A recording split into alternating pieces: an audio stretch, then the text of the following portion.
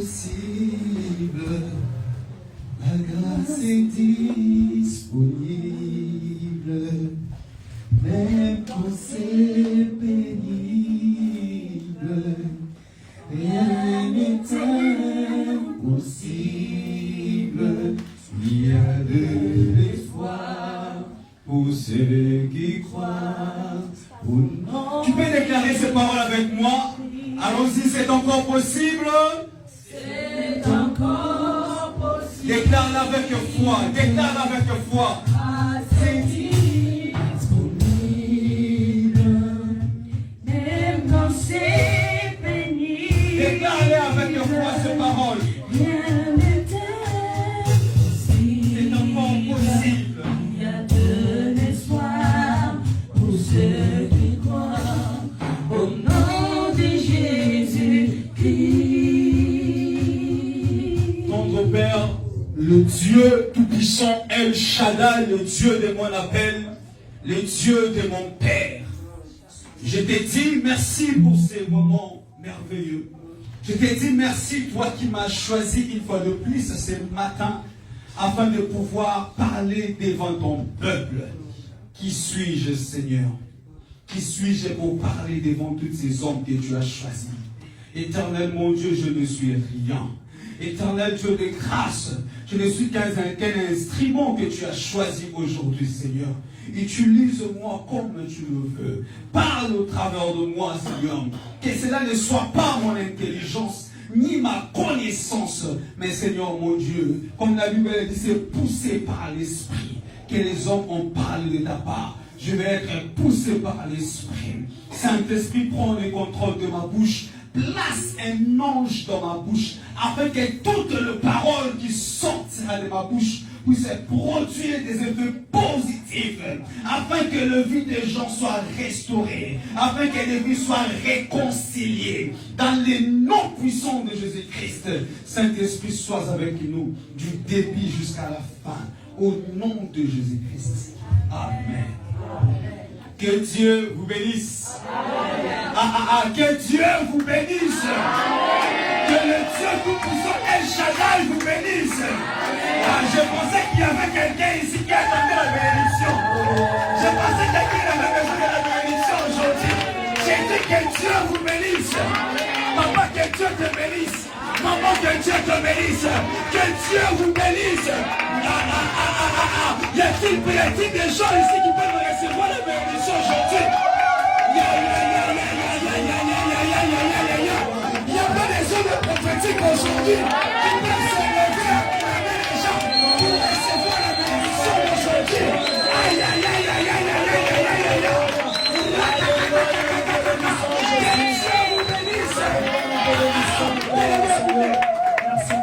Il est très important que nous puissions vous bénir. Notre Dieu nous a choisis pour vous servir.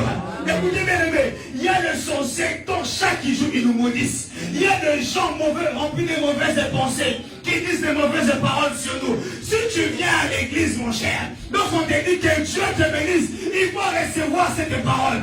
Vous savez bien aimés, il y a eu des gens aujourd'hui au milieu de la nuit. Ils ont fait des réunions contre toi.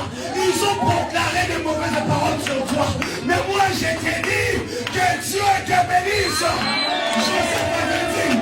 Vous savez méditer de me faire du mal, mais Dieu l'a changé en bien. Papa Christ, ils ont médité de te faire du mal, mais Dieu l'a changé en bien. Que Dieu te bénisse. Que Dieu vous bénisse. Aujourd'hui, je suis venu ôter la malédiction. Moi, les sorciers, nous sommes en guerre éternelle. Et ils ont même maudit la nuit. Moi, je viens vous bénir. Que Dieu vous bénisse. Alléluia. Que la gloire soit rendue à notre Seigneur Jésus-Christ. Rapidement, maman, vous pouvez m'aider avec la lecture. Notre thème d'aujourd'hui, avant de commencer, je dis d'abord merci à papa de m'avoir cédé sa chair. C'est une grâce pour moi de me tenir devant vous. Rapidement, nous prenons nos Bibles. Notre thème d'aujourd'hui, c'est le palais du roi. Le palais du roi. Alléluia. Genèse chapitre 15, verset 13. Genèse 15, 13. Genèse chapitre 15, le verset 13, nous lisons au nom de Jésus. Amen. Honorons la parole s'il vous plaît. On peut honorer la parole de Dieu. On peut honorer la parole. Que Dieu vous bénisse. Nous lisons la parole de Dieu. Yes. Et l'Éternel dit à Abraham, sache que tes descendants seront étrangers dans un pays qui ne sera point à eux. Il y restera asservi et on les opprimera pendant 400 ans. Ok. Bon, prenez-moi Exode chapitre 1er, verset 22. Exode 1er, le verset 22. Ok. Nous lisons au nom de Jésus. Alors Pharaon donna cet ordre à tout son peuple. Vous jetterez dans le fleuve tout garçon qui naîtra et vous laisserez vivre toutes les filles. Ok. Prenez-moi, j'ai toujours Exode chapitre 2, verset 5-6.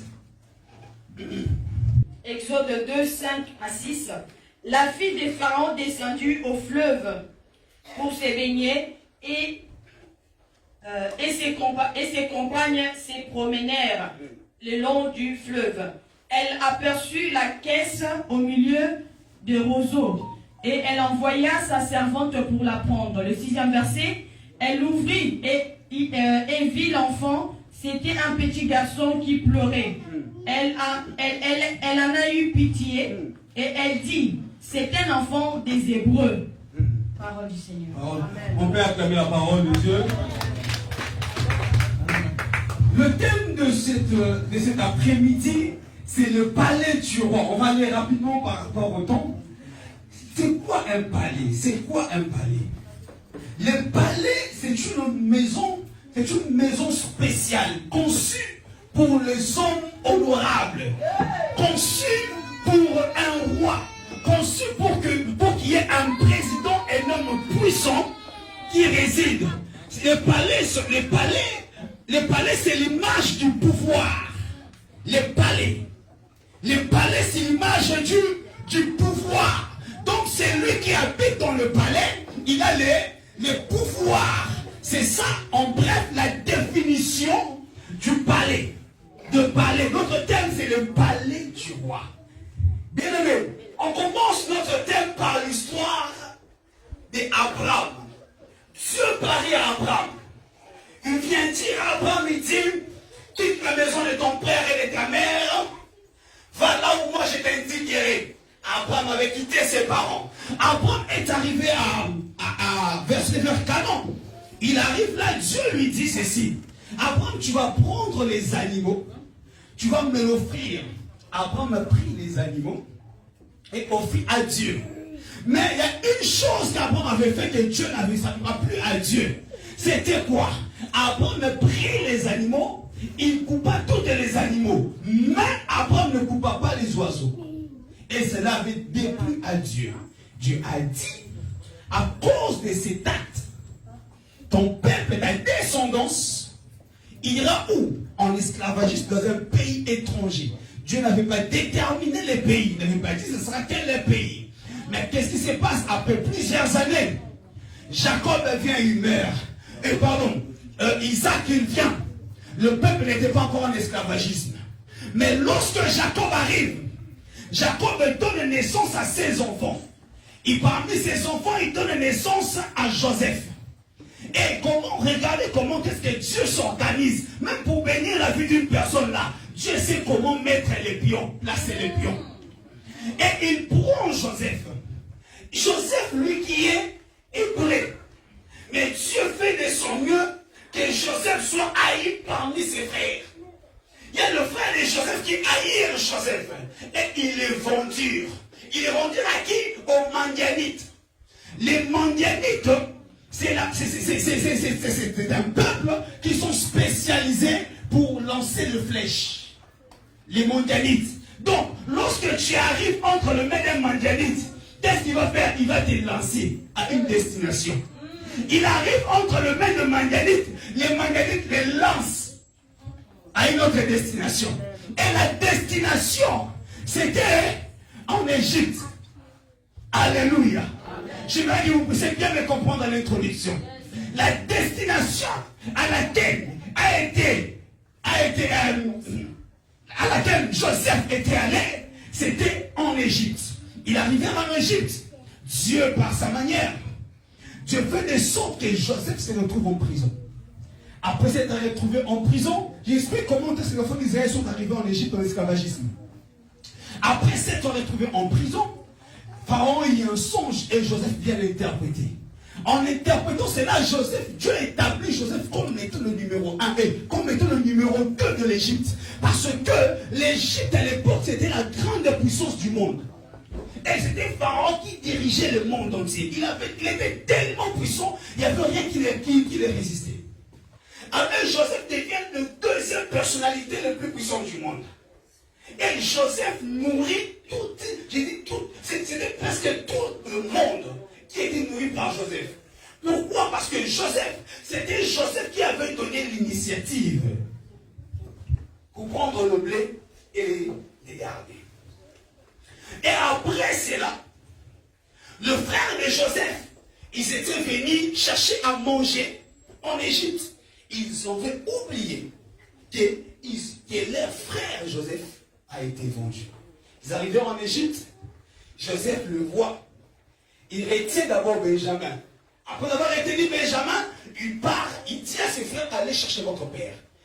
Jacob est entré en Égypte avec 68 personnes. Seulement 70 personnes. Ils n'étaient pas un grand peuple. Lorsqu'ils étaient entrés en Égypte, ils étaient minimes, 70 personnes seulement. Mais après un temps, le peuple commence à devenir puissant. Et Joseph meurt. La génération des 70 qui étaient entrés en Égypte, et tous, ils étaient morts. Et tous. Il y a eu maintenant la nouvelle génération. Et cela maintenant, on vient dans le livre d'Exode. La Bible dit ceci dans le livre d'Exode, si vous lisez l'histoire. Le peuple égyptien devenait de plus en plus puissant et nombreux. Et le peuple hébraïque, les Hébreux, les Juifs, ils devenaient de plus en plus nombreux et puissants. Et le pharaon de l'époque s'est dit non, ce peuple devient de plus en plus puissant. Ce peuple, à la manière dont je le vois là, si on les laisse libres, ils peuvent nous diriger demain. Alors pour les empêcher de pouvoir devenir de plus en plus puissants et de se multiplier, faisons ceci. Mettons-les dans des travaux durs. C'est comme ça que les enfants d'Israël se retrouvent en esclavagisme. Au départ, ils n'étaient pas des esclaves.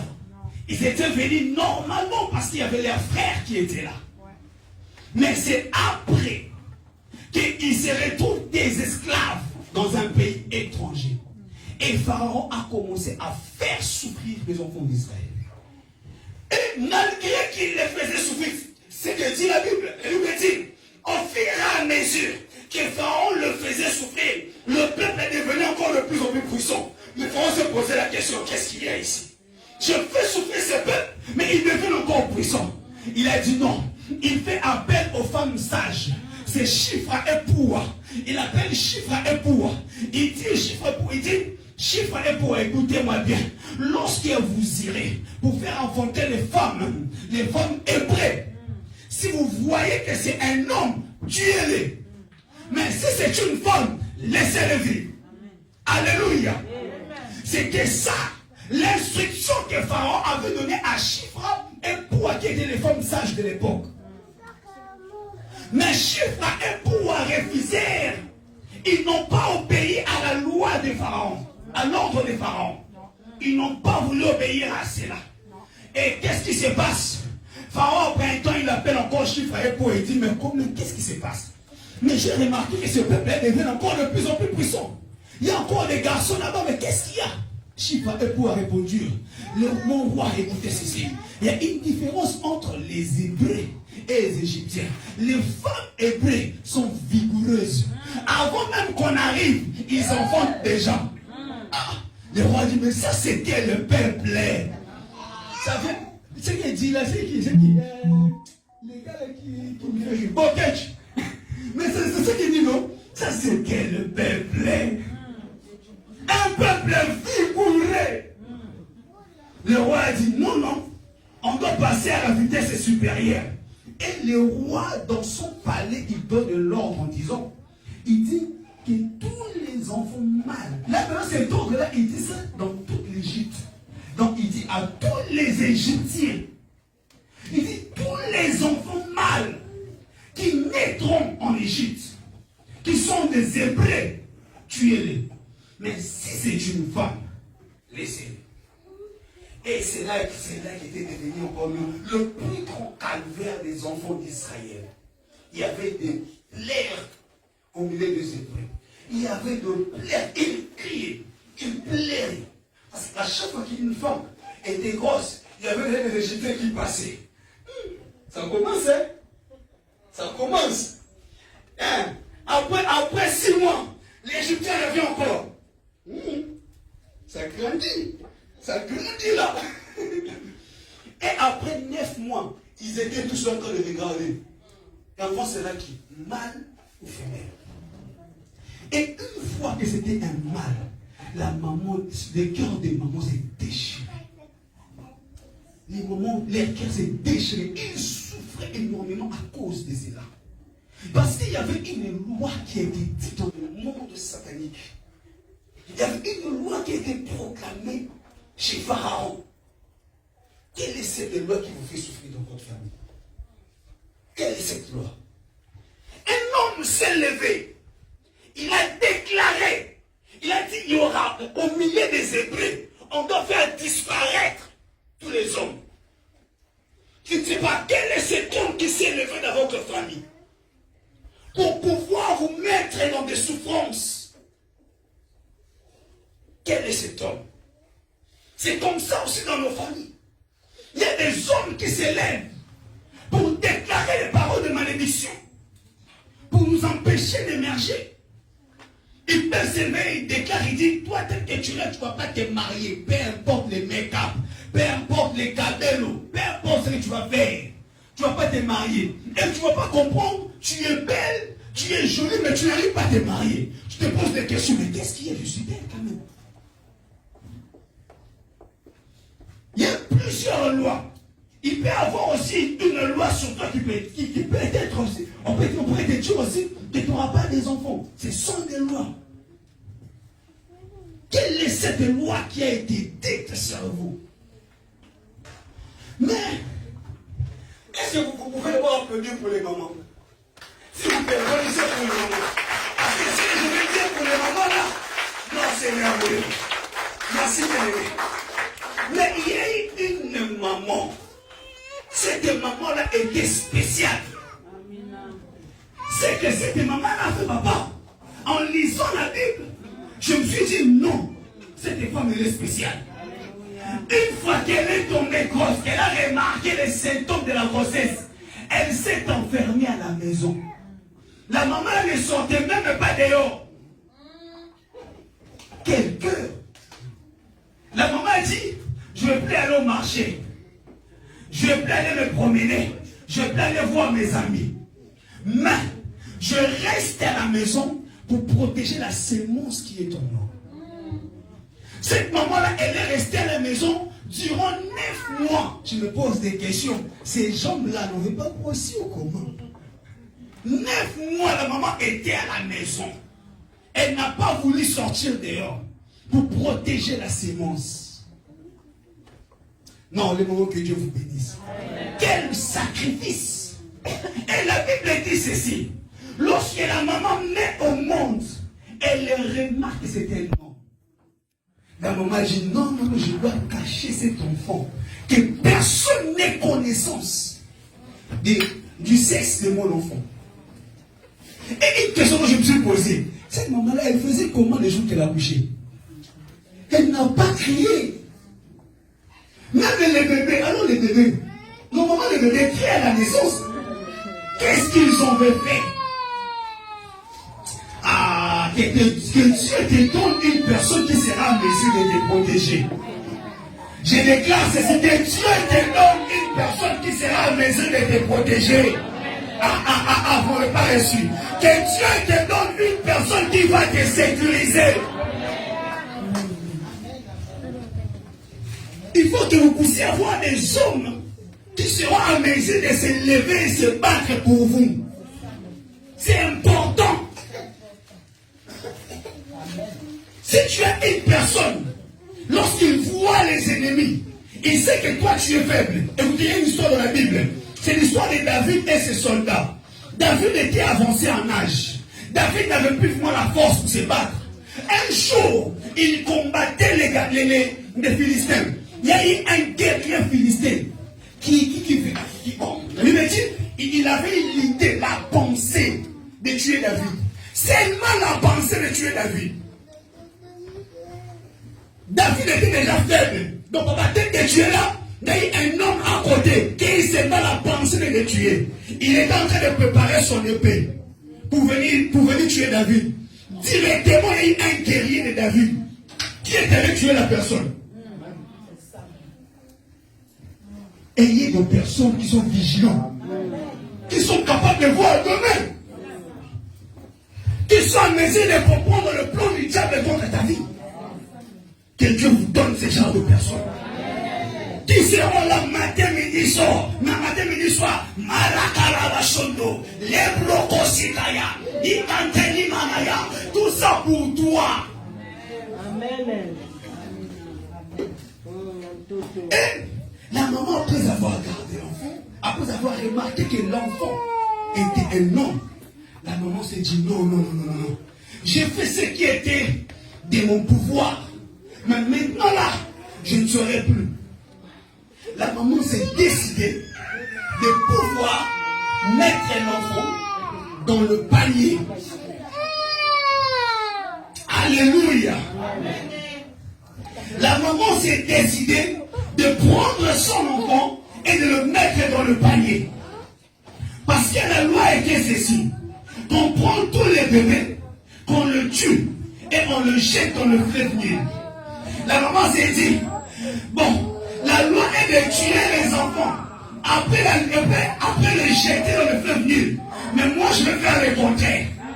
Moi, je ne vais pas tuer mon enfant. Je vais le mettre dans le panier. Après avoir le mis dans le panier, après je vais le mettre sur les Nil.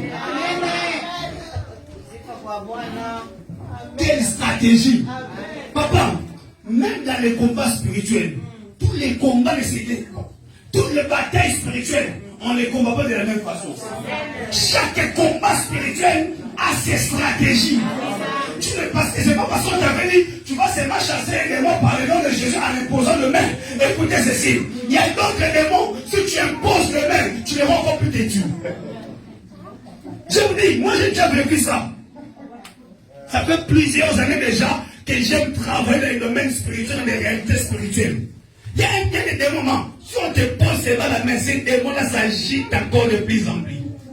Mais il y a d'autres démons, il faut seulement parler. Il faut parler avec autorité. Même Jésus, on se retrouve dans la barque. Lorsque l'eau s'agitait, pour pouvoir engloutir Jésus, il s'est levé directement, il a menacé. Jésus n'a pas dit, bon, faisons ceci. Faisons des incantations, faisons ceci, faisons cela. Non, il a dit directement, il a dit, Jésus s'éleva et menaça. Il menace. Il y a des démons qui vont menacer, il y a des démons qui vont taper, il y a des démons qui vont tuer. Tous les combats spirituels, on n'utilise pas la même stratégie. Il faut toujours changer les stratégies. Et il faut avoir des stratégies sur la révélation de Dieu. Et après avoir mis l'enfant, il a placé l'enfant dans le Nil. Mais écoutez ceci. Moi j'aime Dieu. Regardez comment est-ce que Dieu s'organise. Pendant que la maman s'est dit, je n'ai plus de force. Je suis à bout de force. Je ne saurais plus. Cette situation est allée au-delà de mon intelligence. C'est là que Dieu aussi commence à se préparer pour travailler. Pour maman. C'est lorsque place makasi ya mokesu kaka ya nzambe bandi. C'est-à-dire l'homme, là où l'homme n'a plus le pouvoir, l'homme devient faible, c'est là que Dieu devient son maître. C'est là que Dieu commence à agir pour sa faveur. Amen. Alors, la maman prend l'enfant. La maman cherche un panier. La maman pose l'enfant à l'intérieur. Lorsque seulement la maman part sur le fleuve Nil pour pouvoir déposer l'enfant, directement le palais du roi s'ouvre.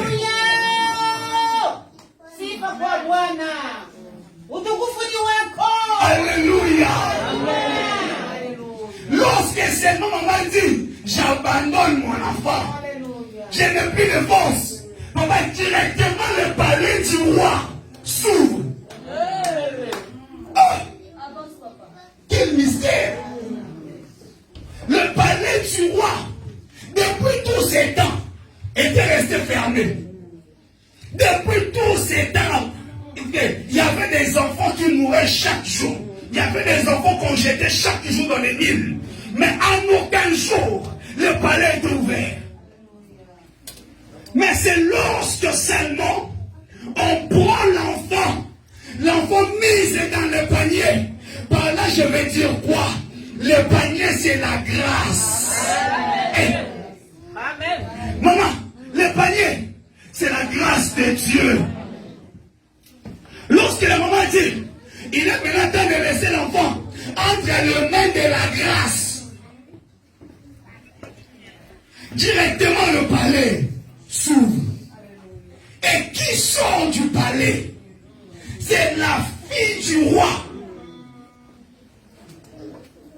Maman, lorsque seulement l'enfant était déjà, quand l'enfant flottait, il flottait dans les Nils. La fille du roi a eu envie de se laver. Elle a dit non, je dois aller me laver. Oh, maman, chez vous là-bas au palais, il n'y a pas de douche. Alléluia. Au palais, il n'y avait pas de douche. Mais comment seulement, lorsqu'on met l'enfant sur les Nils, la fille du roi dit je pars me laver. À la maison, l'eau de la maison c'est chaud. Je pars me laver l'eau fraîche. Avance. C'est même comme ça avec notre Seigneur Jésus-Christ. C'est lorsque Dieu dans le ciel, il a vu que son peuple était à la merci du diable, que le ciel s'est ouvert, un fils nous est né. Alléluia. Papa, donc, lorsque Dieu a remarqué nous sommes devenus en danger, parce que la Bible dit, malheur à la terre et à la mer, car le diable est descendu au milieu de vous, animé d'une grande colère, sachant qu'il n'a pas de don. Après, la Bible dit, Dieu a tant aimé le monde, qu'il a donné. Il a donné son fils pour venir nous. Alléluia. C'est comme ça que la fille du roi sort du palais. Et pendant ce temps-là, Moïse était sur le Nil. Écoutez ceci. Le Nil symbolise la mort. Le Nil, elle symbolise le pouvoir du diable. Le Nil symbolise l'influence satanique. Parce que les enfants qu'on jetait dans le Nil, c'était des enfants qui étaient sacrifiés. Écoutez ceci. Il y a un dieu païen qu'on appelle Moloch. Ce dieu-là, lui, il se nourrit seulement de sang de bébé. Donc lorsqu'un bébé meurt, c'est là que ce dieu-là devient fort. Tant que le bébé n'est pas encore mort, ce dieu-là demeure faible. Donc pour dire que Pharaon était entré en contact avec Moloch. Il dit, je vais te sacrifier des bébés pour que tu deviennes de plus en plus fort. Mais ce jour-là, Moloch avait l'habitude de manger les enfants. Mais cet enfant-là, les têtus de tous les têtus. Écoutez bien, je vous donne un secret spirituel. Soyez têtus. Même si vous voyez que les choses ne marchent pas, maman, soyez têtus. Les diables n'arrivent pas à résister aux hommes qui sont têtus.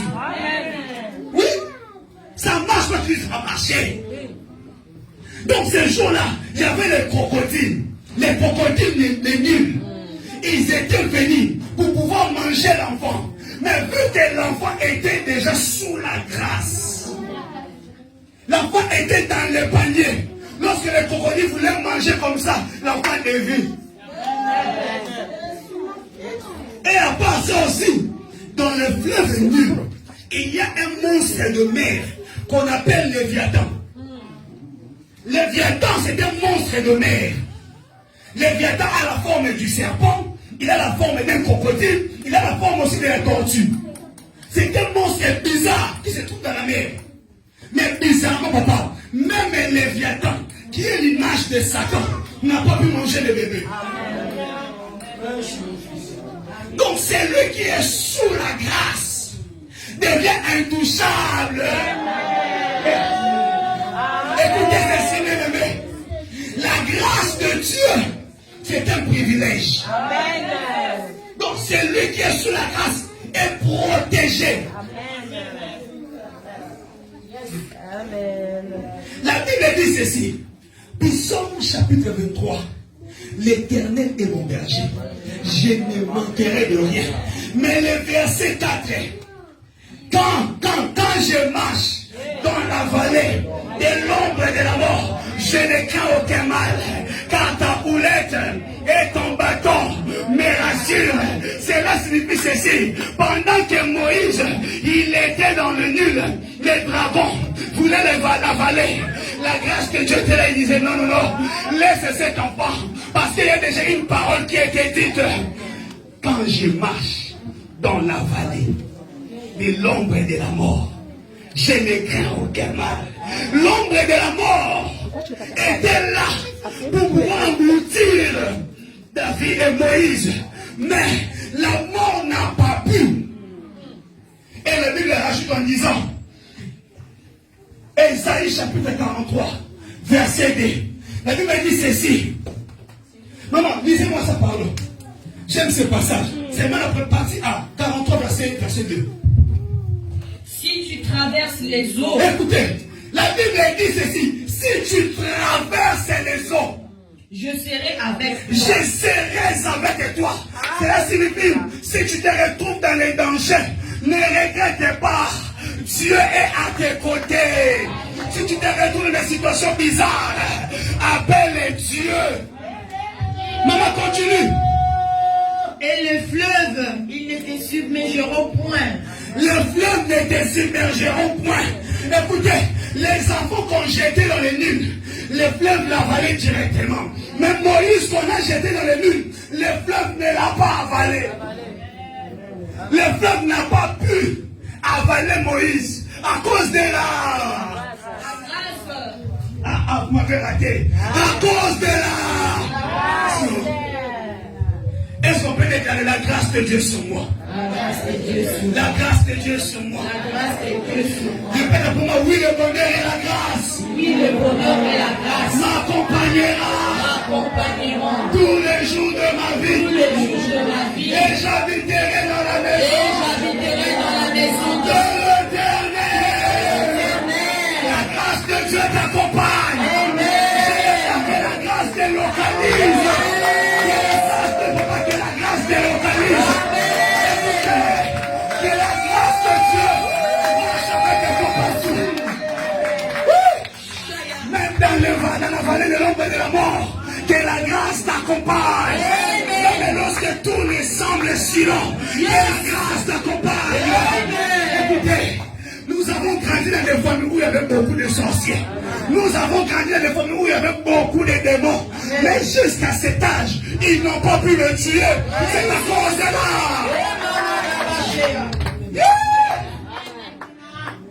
La grâce de Dieu. Écoutez, moi j'aime beaucoup la grâce. Je me suis réveillé à cause de la grâce. La grâce de Dieu peut te prendre du néant. Écoutez, David n'était rien. David n'est pas devenu roi par logique. Ce n'est pas la logique qui a fait que David devienne roi. De toutes les façons, il était rejeté même chez son père. Même le père de David ne connaissait pas pour David son fils. J'ai déjà fait de recherche sur ça, au point que il y a eu un théologue qui avait dit que David était le fils, comment dire, le fils de Macambe. Dans le fils que le papa, que Isaïe avait eu dehors, avec une autre femme. C'est un théologue qui a dit ça. C'est une des recherches que j'avais fait. Donc, David n'était pas considéré. Donc, un fils raté. Mais un fils raté, il s'est retrouvé roi. À cause de la. De même que Salomon, il n'est pas devenu roi à cause de la logique. Salomon ne méritait pas la royauté. Parce que devant Salomon, il y avait Absalom, il y avait Adonijah, il y avait même Amon. Salomon était le 4e homme des enfants de David. Mais regardez comment est-ce que Dieu a fait ces histoires. Il a fait que Amnon puisse mourir par rébellion. Il a fait que Amnon puisse mourir, Amnon qui était le 2e fils de David, qui puisse mourir à cause de l'inceste. Il a fait des choses que Adonijah puisse mourir parce qu'il avait aimé la femme de son père. Et celui qui n'était même pas qualifié, Salomon, il se retrouve roi. Le balai du roi. De même que Jephthé, ses frères l'avaient rejeté. Le palais du roi. Que Dieu t'introduit dans son palais. Là où les hommes ne pensent pas que tu peux arriver. Tout ça passe à. Alléluia. Nemayagwana.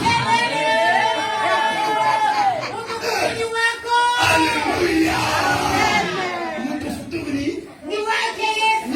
Yesu. Alléluia.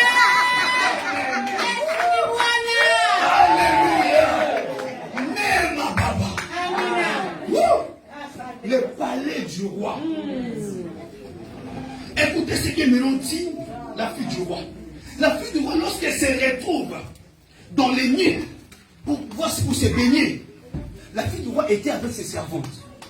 Mais bizarrement, c'est un couple de Dieu bizarre. Là où seulement elle vient se baigner, c'est là où seulement l'enfant passe. Et directement, elle voit un panier. Elle dit, apportez-moi ce panier. On apporte le panier. Lorsqu'on ouvre le panier, elle voit un bébé. Directement, la Bible dit, la fille du roi dit, c'est un bébé des Hébreux. Cela signifie ceci. La fille du roi s'était rappelée de la loi qui a été dite contre les Hébreux. Amen. Elle s'est rappelée que les Hébreux, les enfants des Hébreux devaient mourir. Elle dit, c'est un fils des Hébreux. Donc normalement les Hébreux devaient mourir. Normalement cet enfant doit être mort. On doit le tuer quand même. Normalement parce que c'était un Hébreu. Il y avait une loi qui était là. Mais tout simplement parce que les bébés s'est retrouvé entre les mains d'une personne qui était venue du palais. La loi est tombée. Ah, vous m'avez raté. Papa, le fait que seulement Moïse, qui est hébreu, qui devait normalement mourir, se retrouve entre les mains de la fille du pharaon. Donc, elle se retrouve entre les mains d'une personne qui vit au palais. La loi tombe. C'est pourquoi, lorsque seulement tu as reçu Jésus dans ta vie, il n'y a plus de. Pour ceux qui sont en.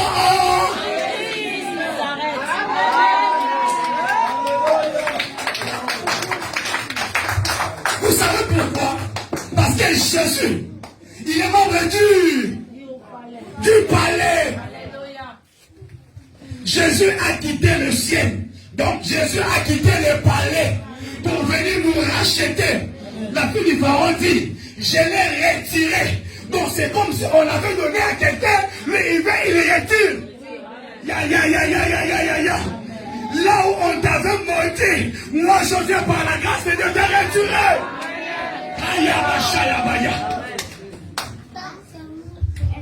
Là où on vous avait vendu, Je viens par le sang de Jésus-Christ.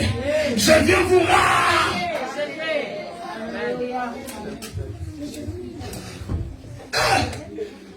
La grâce. Ça suffit. Et la fille du roi continue en disant ceci. Elle dit, cet enfant c'était hébreu. Mais comment se fait-il cet enfant hébreu? Il se retrouve ici. Et la Bible dit, elle lit compassion. Nous avons été sauvés par compassion. Amen. Ce n'est pas parce qu'on a mérité d'être sauvés. Même le fait de me tenir ici devant, c'est la compassion de Dieu. Si Dieu n'avait pas aimé le monde, il ne nous avait pas aimés, on n'allait pas être sauvés.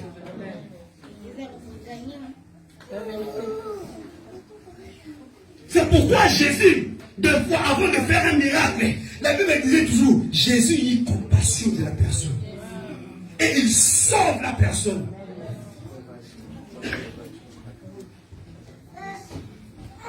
Alléluia. Est-ce qu'on peut applaudir pour la grâce de Dieu? Si tu es juste aujourd'hui, c'est par la grâce. Il faut bien applaudir, s'il vous plaît.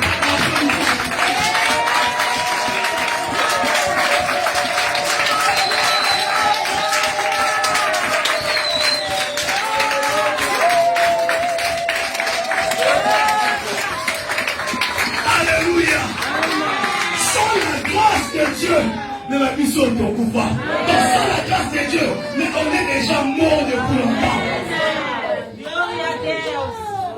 Ne regrette rien du tout. La grâce de Dieu est sur toi. Il y aura un jour que tu seras localisé par la grâce.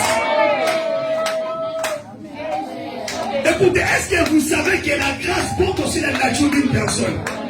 Parce que la Bible dit la grâce va t'accompagner. Donc il sera là côte à côte avec toi. Il va marcher avec toi. Maman, tu te retrouves dans des situations compliquées. Maman, il ne faut pas beaucoup pleurer. Il faut seulement appeler la grâce. Parce que maman, même nous, on a été localisés par la grâce. On ne méritait même pas de venir ici. Mais par quelle logique on est venu ici? Parce qu'on a fait des choses, ça ne marchait pas. On s'est dit, c'est lorsqu'on dit seulement, écoutez, je te donne un témoignage. C'est lorsque moi je me suis dit, Seigneur, cette histoire a où j'ai dit, moi, l'histoire de la France là, à Oupia, c'est là où les choses ont commencé à changer. J'ai écouté au nom de Jésus-Christ. Ma maman, mes parents sont témoins. Je ne voulais même plus, même les jours que maman me disait, vas-y, va encore faire ça. J'ai dit, maman, tire la voix. Donc je disais, donc, laissez-moi faire ces histoires-là. J'en ai plus besoin. C'était pas facile, non? Elles ont insisté. Moi, je ne voulais pas. Je ne peux passer du temps pour rien. Je peux continuer à travailler sur le pays calme. Mais c'était la grâce qui m'avait localisé. Dieu avait envoyé une personne qui s'appelle Grâce. Cette personne est venue changer les choses. Il y a des hommes porteurs de la grâce. Il faut que tu les rencontres, les choses changent.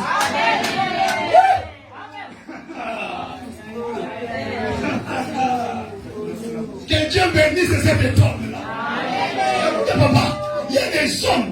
Il faut que tu les rencontres, ta vie change.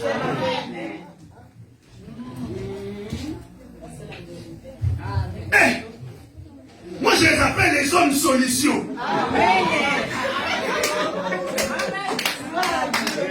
Je vous jure. Il ne faut pas aimer les Jonas. Les Jonas. Les hommes de problèmes. Tu vas tout perdre. À cause de Jonas. Papa, Jonas, si c'est retour dans ton bateau là, il faut pleurer. Mais là, lorsque dans ton bateau, tu as une personne qui s'appelle Joseph, qui pleure, qui neige, il sera la deuxième personnalité la plus puissante au monde. Et lorsque lui sera élevé, ta position va changer. Amen. C'est pourquoi ne regardez pas le présent des hommes. Cherchez à comprendre quel est le plan, la destinée cachée derrière la personne. elle est très importante. Alléluia. Amen. La grâce est une personne. Amen. Lorsqu'elle dit, c'était l'enfant des Hébreux, directement elle eut pitié. Et elle prit l'enfant, les fait enlever au palais. Directement, les positions de l'enfant changent. La loi qui devait tuer l'enfant tombe. Les condamnations qui devaient retenir l'enfant tombent. Même le fleuve nul, qui est l'image de la mort, n'a pas pu supporter. Il n'a pas pu. Maman, tu ne mourras jamais de la mort de sorcier. Oh. Tu ne mourras jamais de la mort de sorcier. Jamais. Même s'ils ont fait des plans pour décembre, cela n'arrivera jamais. Même si je marche dans l'ombre de la vallée de la mort, l'ombre de la mort, ce n'est pas la mort. Même si l'ombre de la mort est sur moi, je ne suis pas mort. Maman, tu comprends au moins le français, non? Quand même, ça passe. Ah, il y a notre maman portugaise, c'est ma portugaise. Il faut me chercher un interprète de portugaise. Ah, bon, ça va, il y a plus l'état là. Donc, alléluia. Amen. Je voulais dire quelque chose. Ah, Seigneur. Je suis en train de sentir la restauration. La restauration. Amen. Dieu dit une chose, Dieu veut me dire, il veut me souffler. C'est une parole, lorsque j'ai beaucoup préparé cette prière, je crois le deuxième jour du jeûne, Dieu m'avait parlé de la réconciliation et de la restauration. J'avais même oublié ça, mais je viens encore de l'attendre dans mon cœur. Dieu me dit, il va restaurer des vies, il va restaurer des familles. Il y a même des familles qui ont été disloquées. Mais Dieu va opérer un miracle incroyable. Il y aura des réconciliations incroyables. Parce que dans le plan de Dieu, c'est tout ça, je m'adresse à des familles. Dans le plan de Dieu, Dieu est contre la dislocation des familles. Dieu dit qu'il va réconcilier des familles, peu importe les problèmes. Lui, il va imposer sa volonté. Parce qu'il veut que les gens vivent en famille. Amen. La restauration. Il va restaurer des vies brisées. Amen. Le cœur qui était meurtri. Amen. Dieu va les restaurer. Amen. Oh,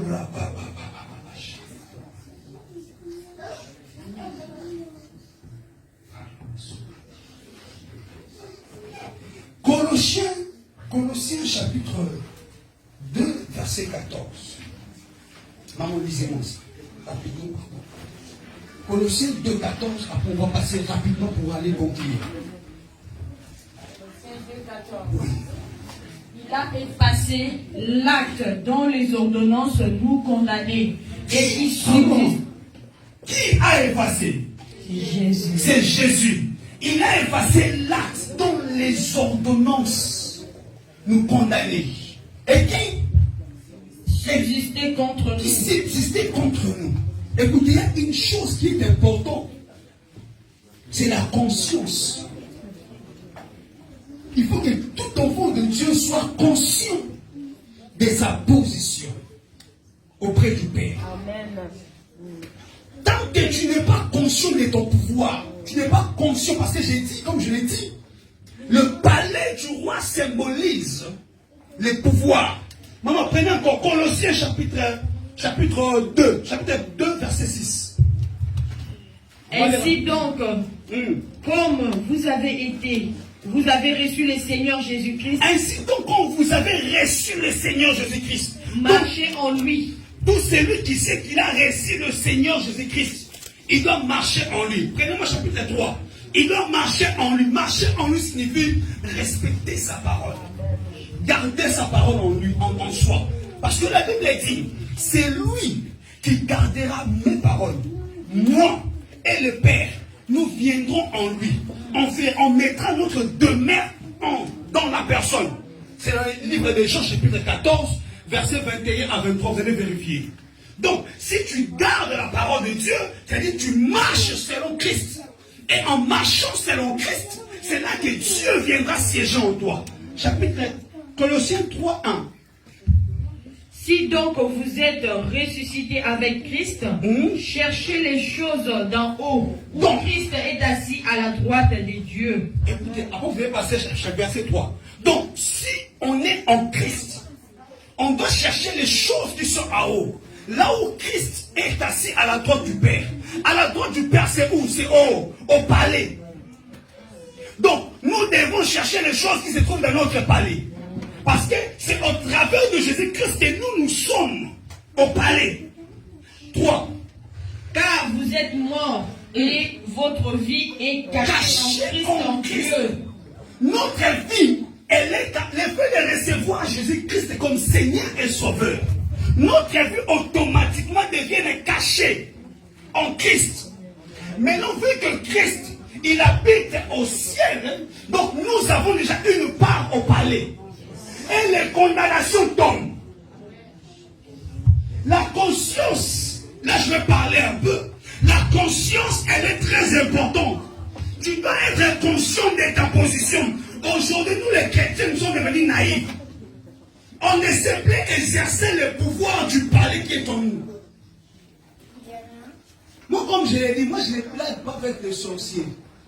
Et si je deviens proche de la personne, et que je remarque que c'est moi les sorciers des tourments, ces sorciers devenant de mes ennemis. Je vais les pourchasser chaque jour, jusqu'à ce que je vais sentir que tu es libre. Je suis comme ça. C'est ma nature qui m'a créé comme ça. J'aime pas les sorciers. Oh, ils nous ont beaucoup fait souffrir. Voilà, les sorciers m'ont fait souffrir. C'est pourquoi depuis le jour où j'avais pris conscience de mon pouvoir, comme la Bible le dit, à tous ceux qui l'ont reçu, il les a donné le pouvoir de devenir enfants de Dieu. Lesquels sont nés, pas de la volonté des hommes, mais de la volonté de Dieu. Donc, j'avais compris ce passage qui me donne déjà le pouvoir. Maman, j'attaque les sorciers des hommes. Hein? Le jour où j'aurais pas avec les sorciers, pensez à moi. Je les attaque en cascade. Parce que j'ai conscience du pouvoir. J'aimerais qu'aujourd'hui, que nous puissions avoir conscience. Je vais chuter dans quelques minutes. Et je vais insister sur la conscience. Tu ne peux pas être un chrétien inconscient de ton pouvoir. Lorsque les sorciers se lèvent contre toi, toi aussi lève-toi contre eux. S'ils te maudissent, toi aussi maudis-les. Totier.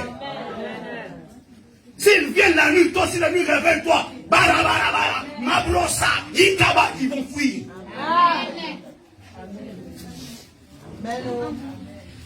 Un jour, j'étais chez moi au pays, dans ma maison, et subitement, je sens une présence étrange dans ma maison.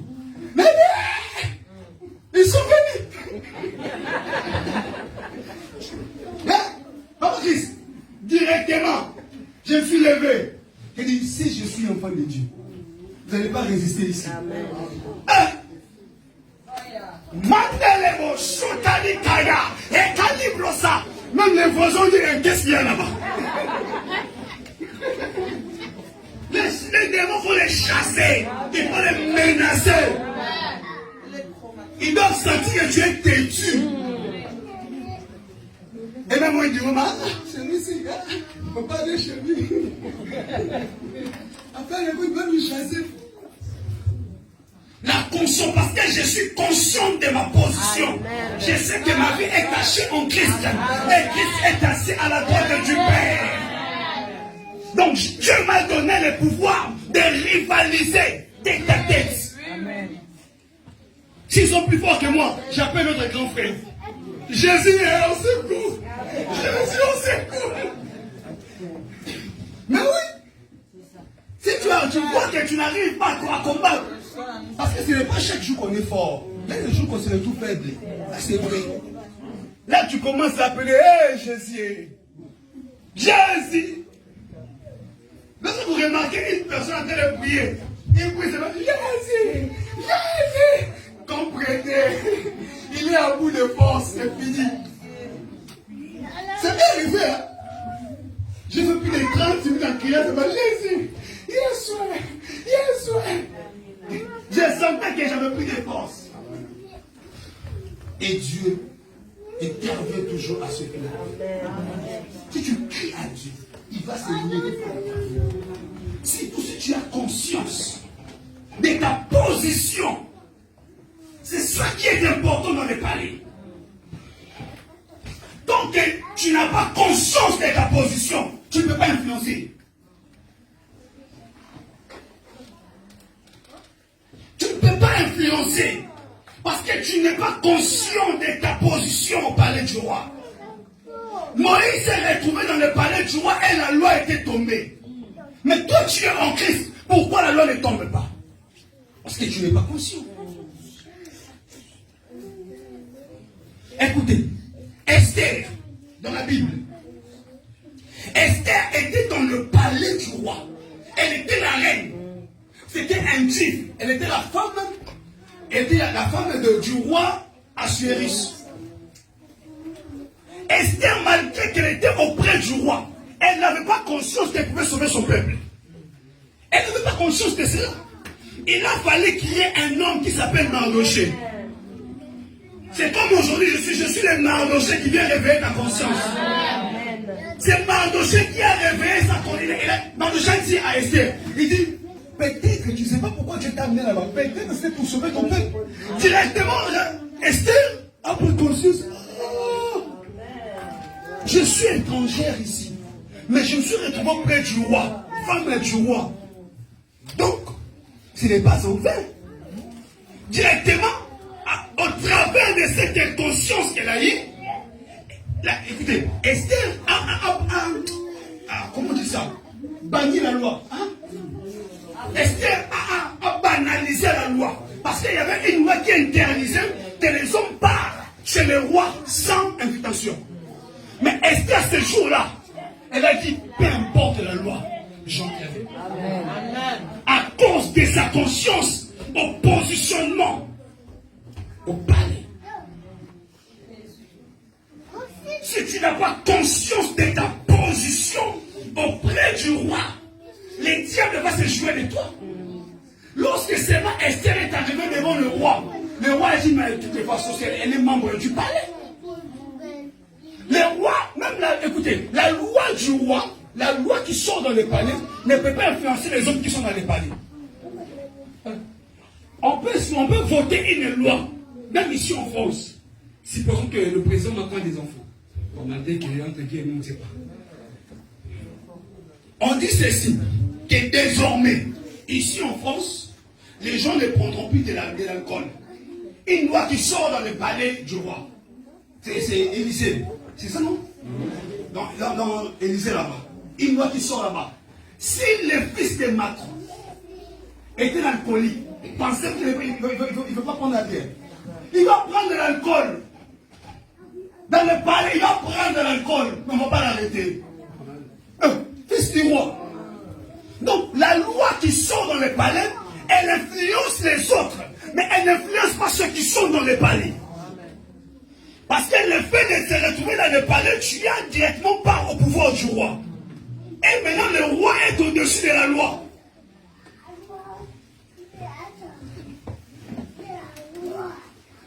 C'est comme ça que Esther a sauvé son peuple. Il a dit au roi, il y a une personne qui va tuer mon peuple. C'est pourquoi la Bible dit, crois au Seigneur Jésus-Christ. Tu seras sauvé, toi et ta famille. Amen. Si tu as conscience de ta position, tu peux sauver aussi ta famille. Amen. Moi, je le dis toujours, excusez-moi si vous n'allez pas comprendre ça, mais vous êtes obligé de comprendre. Je dis toujours, le combat des familles ne prend jamais fin. Jamais. Jamais. Mais c'est Dieu qui nous fait sortir du combat. Pour nous mettre à part. Parce que le combat va persister. Mais si maintenant, toi dont Dieu a sauvé, il a sorti du combat, tu es aussi fort. C'est là que tu vas tirer aussi les autres. Amen. Alléluia. Amen. Je pars pour Chita. Quelle est ta position dans le palais de Dieu? Je vais donner 4 critères rapidement. Les premiers critères, c'est ça que je suis en train de parler, sur la prise de conscience. Tu es chrétien. Est-ce que tu sais que le christianisme, elle est d'abord caractérisée par le spirituel? Le christianisme, aujourd'hui, elle est devenue une œuvre charnelle. Elle doit d'abord rester premièrement l'œuvre spirituelle. C'était à cause du pouvoir qu'ils ont dit non, ces gens sont des chrétiens. Parce qu'ils ont remarqué le pouvoir qui habitait au milieu des apôtres. Prendre conscience. Tu dois prendre conscience que tu es au-dessus des démons. Tu dois prendre conscience. Le deuxième point que je veux parler rapidement. Est-ce que as-tu reçu Jésus comme Seigneur et Sauveur réellement? Amen. Y a-t-il des gens qui ont reçu Jésus comme Seigneur et Sauveur? Amen. Si tu sais que tu n'as pas encore reçu Jésus comme Seigneur et Sauveur, sache bien que tu n'as pas part au palais. Amen. Il y a des gens qui n'ont pas encore reçu Jésus dans leur vie. Si tu es là, tu élèves ta main. Les gens qui n'ont pas encore reçu Jésus-Christ comme Seigneur et Sauveur dans leur vie, levez vos mains. N'ayez pas honte. J'aurais un témoignage. Ah, vous aurez un témoignage. Ouais, s'il vous plaît. Si c'est possible. J'ai fini d'abord le point, après on va passer au témoignage. Voilà. Y a-t-il des gens, ou bien il y a des gens qui veulent renouveler leur engagement avec Jésus? Que tu t'es dit, ça fait un bon moment que moi avec Dieu ça marche. Y a-t-il des gens qui veulent renouveler leur engagement avec Christ?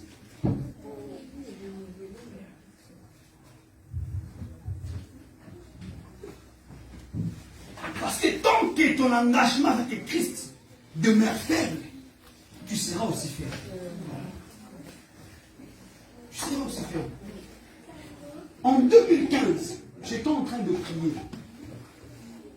Dieu m'a dit une phrase. J'ai vu le ciel s'ouvrir. Je l'ai vu comme ça. Le ciel s'ouvrir. Il était vers 20h ou 19h, si je ne m'abuse pas. J'ai vu le ciel s'ouvrir et une lumière sortir du ciel. Et j'ai entendu une voix me dire, rien n'est plus important. Papa, je vous dis au nom de Jésus-Christ, je suis Dieu de la chair. Une voix m'a dit, rien n'est plus important que d'être en relation avec moi. C'est là que j'avais compris la valeur d'être en relation avec Christ. Et je ne blague pas sur ces points. Ne blaguez pas avec votre relation avec Christ. Elle est très importante. Même si ce jour-là, tu te retrouves faire en prière, ta relation avec Christ va te sécuriser. Quand tu es ami du roi, les gens blaguent avec toi. Impossible. Même Lazare s'est retrouvé mort. On a même enterré Lazare. Mais à cause de sa relation avec Christ.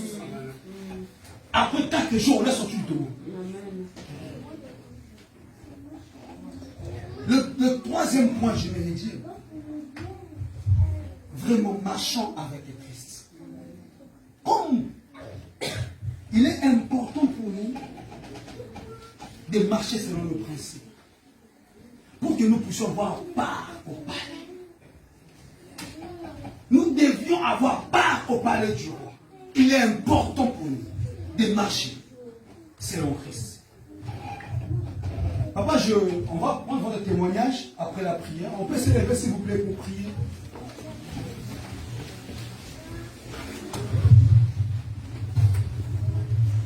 S'il vous plaît, levons-nous, on va prier. On va faire moins de 5 minutes, je pense. J'aimerais que tu puisses, que tu commences à prier en disant ceci. Jésus, viens dans mon cœur. Je vais t'aimer plus que toi. Je veux marcher avec toi. Je veux être avec toi. Jésus, viens renouveler ton amour dans mon cœur. Prions au nom de Jésus. Seigneur, viens renouveler ton amour dans mon cœur. Seigneur, viens renouveler ton amour dans mon cœur. Seigneur, mon Dieu, viens renouveler ton amour dans mon cœur. Je vais t'aimer plus que tout. Je vais t'aimer au-dessus de l'argent, au-dessus de ce monde. Je vais t'aimer d'abord premièrement, Seigneur. Je veux que tu sois ma priorité, Seigneur. Viens, Seigneur, comme ça. Renouvelle ton amour dans mon cœur. S'il te plaît, Père. Oui, bien-aimé, tu vas demander la grâce de Dieu sur toi. Tu vas dire, Seigneur, que la grâce marche avec moi. Que la grâce me qualifie là où on m'avait disqualifié. Que la grâce puisse m'amener à la hauteur. Prions au nom de Jésus. Chantez les malous, allez, les coups,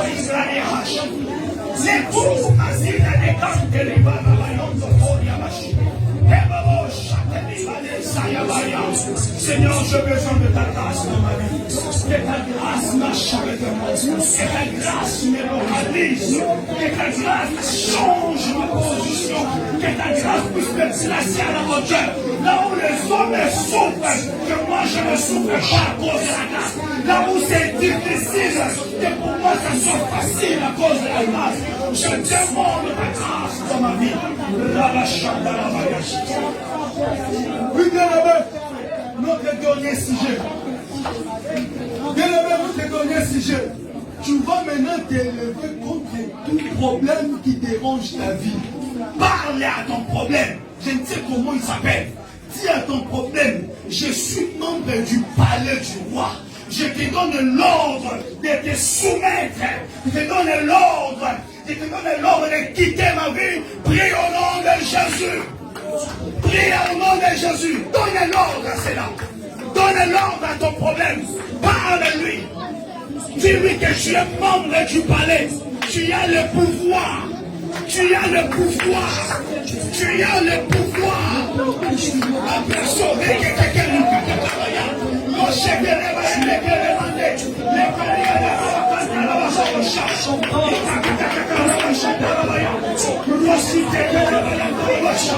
je donne l'ordre au nom de Jésus.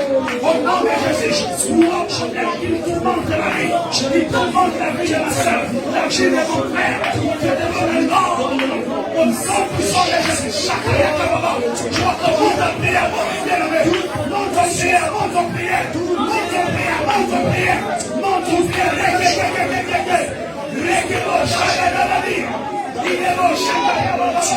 Je te donne l'ordre, je te donne l'ordre, je te donne l'ordre, je te donne l'ordre. Tu n'as pas le pouvoir sur moi, tu n'as pas le pouvoir sur moi. Laissez quelqu'un me chanter la baya.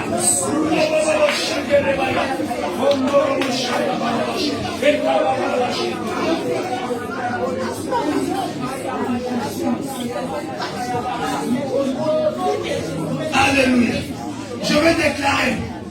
Je déclare au nom de Jésus que tous ceux qui te faisaient pleurer, qui fléchissent les genoux au nom de Jésus.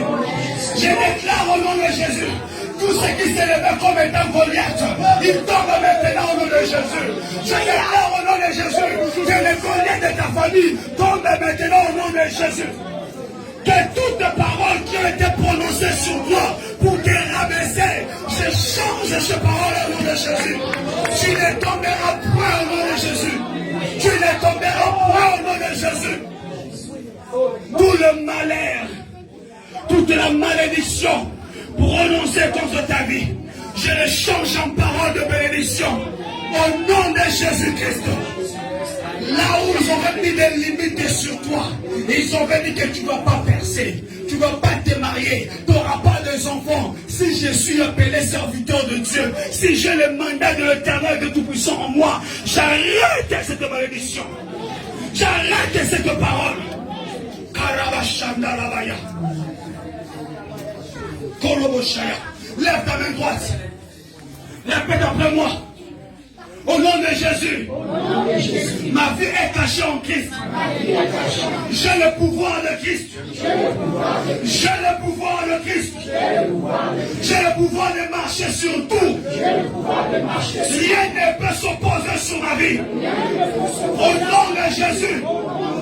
Je suis enfant de Dieu. Habitant du palais céleste. Que Dieu vous bénisse.